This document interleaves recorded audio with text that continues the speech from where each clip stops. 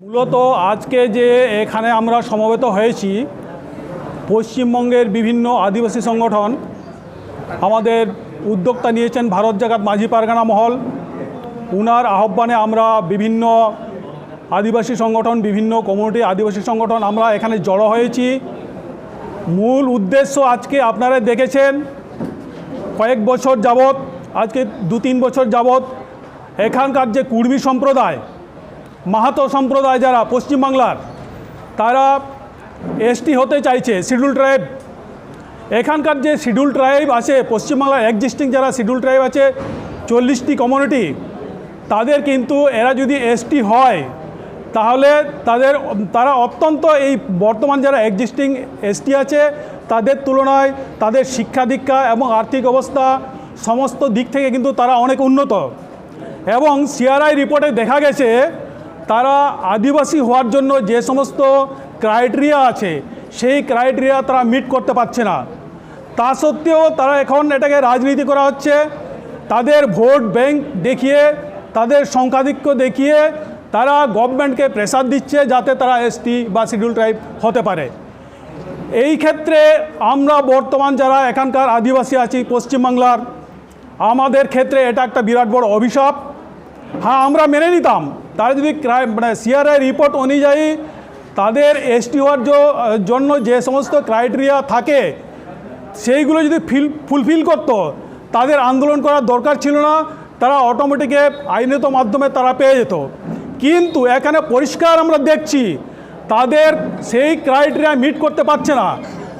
প্রত্যেকটা আদিবাসী এবং আদিবাসী কে আদিবাসী এটার জন্য সংবিধান নির্দিষ্ট নিয়মকানুন আছে। সেই নির্দিষ্ট নিয়মকানুন মাধ্যমেই নির্ধারণ করা হয় কোন জাতি এসটি হতে পারবে, কোন হতে পারবে না, কে হতে পারবে না। সেই নির্ধারিত যে ক্রাইটেরিয়া আছে সেই ক্রাইটেরিয়া কিন্তু কুর্মী সমাজ, পশ্চিমবাংলার কুর্মী সমাজ এরা ফুলফিল করতে পারছে না। সেই জন্য আমরা এটা তীব্রভাবে প্রতিবাদ করছি। এবং এখানে রাজ্য সরকার এই ভোটের রাজনীতি করছে। এখানে কুর্মীদের যে ভোট, সেই ভোটটাকে ক্যাপচার করার জন্য, ধরে রাখার জন্য তাদেরকে বাই ফোর্স তাদেরকে এসটি করার জন্য এখানে ষড়যন্ত্র করছে বা পরিকল্পনা করছে। সুতরাং আমরা এটাকে কোনো মতেই আমরা এটাকে মেনে নিতে পারি না। আমরা এর জন্য তীব্র একটা আন্দোলন করব। তার যে বৃহৎ কীভাবে আন্দোলন করবে, কি আমাদের যে সিদ্ধান্ত নিচ্ছি, এবং তার জন্যই আমরা এখানে আজকে অ্যাসেম্বল হয়েছি সমস্ত আদিবাসী সংগঠন। এবং আমরা এইখানে সরকারের বিরুদ্ধে বা যে সরকার, যে দল আজকে কুর্মীকে এসটি করার জন্য সুপারিশ করছে, আমরা তাদের বিরুদ্ধে আমরা আন্দোলন করব। এই আন্দোলনটা রূপরেখা তৈরি করার জন্য আজকে একাধিক এখানে আদিবাসী সংগঠন আমরা অ্যাসেম্বলি হয়েছি। এবং এখানে আমাদের যে ভারত জাগাত মাঝি পারগানা মহল, ওনাকে আজকে ধন্যবাদ জানাবো। আজকে বুঝতে পেরে আদিবাসীর যে আজকে সমস্যা তৈরি হয়েছে, কুর্মী বেসিক্যালি আদিবাসী নয়, আদিবাসী হওয়ার জন্য যে সাংবিধানিক যে নিয়মকানুনগুলো আছে সেটা তারা পরিপূর্ণ করতে পারছে না। সিআরআই রিপোর্ট একটা পাঠানো হয়েছে রেজিস্ট্রার জেনারেল অফ ইন্ডিয়ার কাছে, সেইখানে সিআরআই আরজিআই বলে পাঠিয়েছে, কমেন্ট পাস করেছে যে এই কমেন্টের উপর এই একটা যেটা রিপোর্টের উপর আপনারা ফার্দার জাস্টিফিকেশান এবং কমেন্ট পাঠান। জাস্টিফিকেশানের কেন প্রয়োজন হবে? কেন জাস্টিফিকেশানের প্রয়োজন হবে? সিআরআই তো একটা রিপোর্ট দিয়েছে, সেই রিপোর্টের ভিত্তিতে আরজিআই যা করার করবে। আবার কেন জাস্টিফিকেশান? জাস্টিফিকেশান মিনস জোর করে ওটাকে সিআরআই রিপোর্টটাকে খণ্ডন করে দেওয়া। এইটা হলো জাস্টিফিকেশান, এবং এটা রাজ্য সরকার করতে যাচ্ছে আমরা বুঝতে পেরেছি। সুতরাং আমরা এটা হতে দেব না। তার যে প্রতিবাদ কীভাবে করব তার আজকে পরিকল্পনা করছি, তার জন্য আমরা আজকে এসে উপস্থিত হয়েছি। বন্ধ লাগানোর কোনো পরিকল্পনা নেই। আপনারা জানেন দুবার ধরে 4-5 দিন ধরে রেল টেকা ডহর চেকা করেছে। কোনো আদিবাসী সংগঠন বা কোনো আদিবাসী নেতা বা কোনো সামাজিক সংগঠন গিয়ে কি ওখানে বাধা সৃষ্টি করেছে বা কোনো আমরা কিছু বলেছি যে কেন আপনারা স্বাধীনভাবে গণতান্ত্রিক দেশে তারা আন্দোলন করতেই পারে, তার জন্য আমাদের কোনো আপত্তি নেই।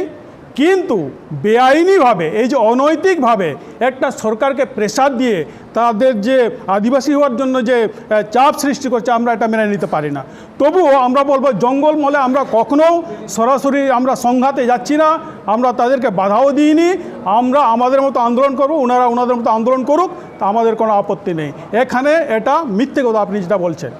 ওনারা গতকাল শালবনির যে ঘটনা, সেই ঘটনায় কি মনে হয় এই ঘটনার সাথে কাজের যোগ রয়েছে? এই ঘটনাটা সম্পূর্ণ এর সঙ্গে রিলেটেড আছে।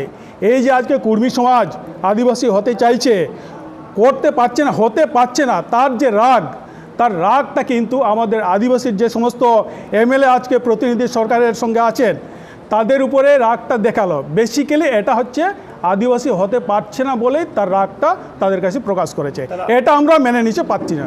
গতকাল আক্রমণটা কি কুর্মীদের তরফ থেকে করা হয়েছে বলে মনে হয়? এক্স্যাক্টলি, কুর্মীদের তরফ থেকে, কুর্মীদের ওখানে ঘাগর ঘেরার জন্য তারা ওখানে সমবেত হয়েছিলেন, ওখানকার নেতারা ছিলেন, এবং সেটা আমরা শুধু শালবনির না, এবং পুরুলিয়াতে, বাঁকুড়াতে বিভিন্ন জায়গায় ওরা ঘাগর ঘেরা করেছে, কিন্তু ওখানে অ্যাটাক করেছে। এটা কুর্মীরা করেছে, তো এটা তো সবাই জানে, প্রকাশ্যে করেছে ওরা।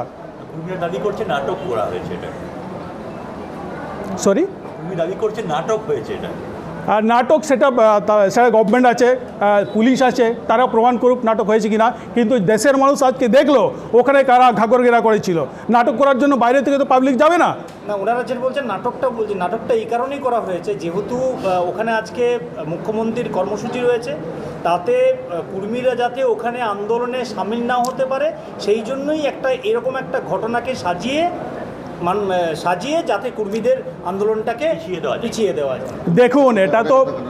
দেখুন এটা অনেক কিছুই বলবে। এখন ওরা আক্রমণ করেছে, অনৈতিকভাবে বেআইনিভাবে আক্রমণ করেছে। এই আক্রমণটা কুর্মী বিভিন্ন দিকে এটা ডাইভার্ট করার জন্য নানা রকম নিজেরাই নাটক করছেন। কিন্তু আজকালকে পাবলিক সমস্ত দেখেছে কারা কি ঘটনা ঘটিয়েছে। এটা নতুন করে আমার মনে হয় বলার কিছু নেই, প্রকাশ্যে সবাই জানে। আমার নাম বালকরাম সরেন, পশ্চিমবঙ্গ আদিবাসী কল্যাণ সমিতির চেয়ারপারসন।